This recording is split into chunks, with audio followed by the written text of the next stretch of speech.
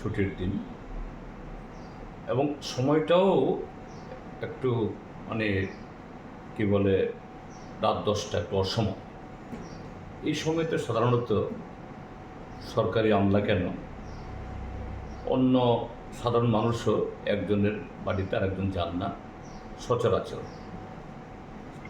কিন্তু গতকাল যে ঘটনাটা ঘটেছে সামাজিক মাধ্যমে আজকে সকালবেলা আমি সবটা দেখেছি এবং অন্যভাবেও আমি খোঁজখবর নিয়ে জানার চেষ্টা করেছি যে এই গোমতী জেলার বর্তমান জেলা শাসক তরিৎকান্তি চাকমা তাকে এডিসি চিফ এক্সিকিউটিভ মেম্বার এবং প্রদ্যুৎ মাণিক্য কিশোর মহোদয় তারা নানা কারণে এডিসির প্রশাসনের প্রশ্নের কারণে এডিসির কাজকর্ম পরিচালনায় ডিএমদের একটা গুরুত্বপূর্ণ ভূমিকা থাকে।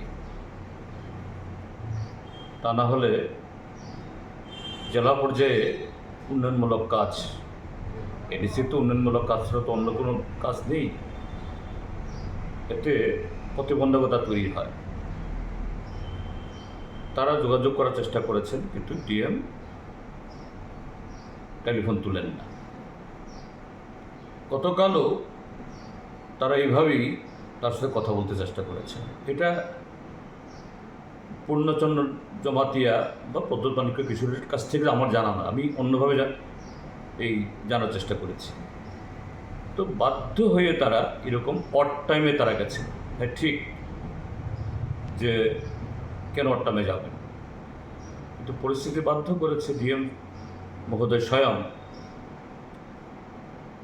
তিনি ঠিক আছে বাড়ির দরজা খুললেন না, তাদেরকে বসার জন্য আমন্ত্রণ জানালেন না, 10 মিনিট কথা বললেন না। টেলিফোনে তো একটা কথা বলতে পারতেন সৌজন্য স্বরূপ যে অন্যদিন আসুন বা আগামীকাল টেলিফোনে কথা বলুন, আমি এই সময়তে ব্যস্ত আছি। কিন্তু তার দরজাই খুলল না, পত্রপাত বিদায় করে দিল সিকিউরিটি দিয়ে। একজন আমলা, তিনি যত বড় আমলাই হন, এটা করতে পারেন না।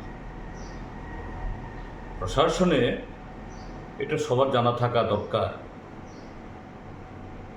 যে সব আইএস, সব আইপিএস, সব টিপিএস, সব টিসিএসের দায়িত্ব তিনি কত সিনিয়র, তার স্কেল কত সেভাবে নিরূপিত হয় না।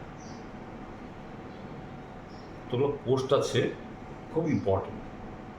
নিচুতলায় এসডিএম, তারপরে DM, chief secretary, SDPO, SP, DG, SP র্যাঙ্কের, ডিজি র্যাঙ্কের আরও অনেক অফিসার থাকেন, কিন্তু যিনি এই পোস্টগুলো হোল্ড করেন, বিশেষ করে জেলা শাসক এবং জেলা এসপি,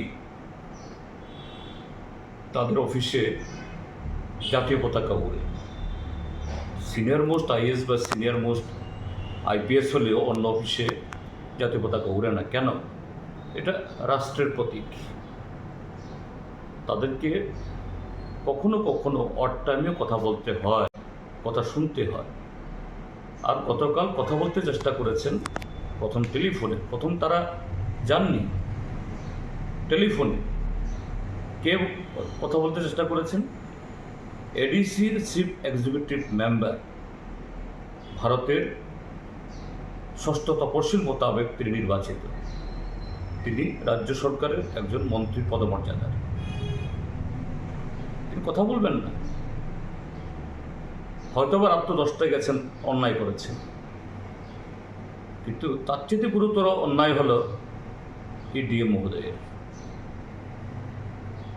অল্প বয়স, এখনো হয়তো অভিজ্ঞতা হয়নি, কিন্তু মাথার মধ্যে তার ভূত চেপে গেছে, আমি সাংঘাতিক হয়ে গেছি। সে ব্রিটিশ আমলের আইসিএস অফিসারদের মতো এরা মনে করত এই দেশের সমস্ত নাগরিকরা তাদের ভৃত্য। আমারও অভিজ্ঞতা হয়েছে এই তরিৎকান্তি চাকমার সাথে। আমি কদিন আগে আমিও ফোন করে, তার ফোনে রিং হয়েছে, এই যে ডিএমদের যে টেলিফোন, এটা ইদানিংকালের না, এক ডিএম গেলে আরেক ডিএমের কাছে ট্রান্সফার হয়, এই নাম্বারটা সবার কাছে থাকে। এবং আমরা যারা জনপ্রতিনিধি, আমাদের ফোন নাম্বার অনেক আগে থেকেই আমার নামও তো ছিল, আমিও ওকে টেলিফোনে ওকে পাই। তো গতকাল এটা দেখে আমারও প্রতিক্রিয়া হয়েছে, আরে এরকমই তো হয়েছে।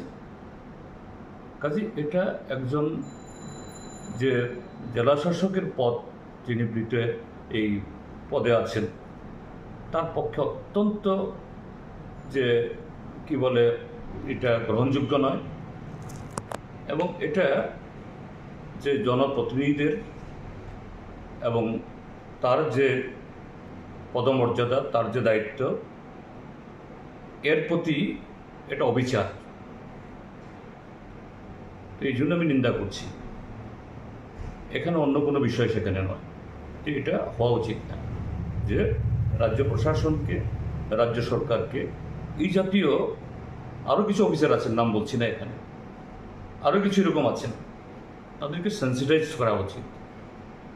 এটা শাসক দলের জনপ্রতিনিধি না বিরোধী দলের প্রশ্ন না, জনপ্রতিনিধি, তাদের সাথে সেরকম সৌজন্য, সেরকম গুরুত্ব, সেরকম সম্মান দিয়ে কথা বলা দরকার, পাবলিকের সাথেও।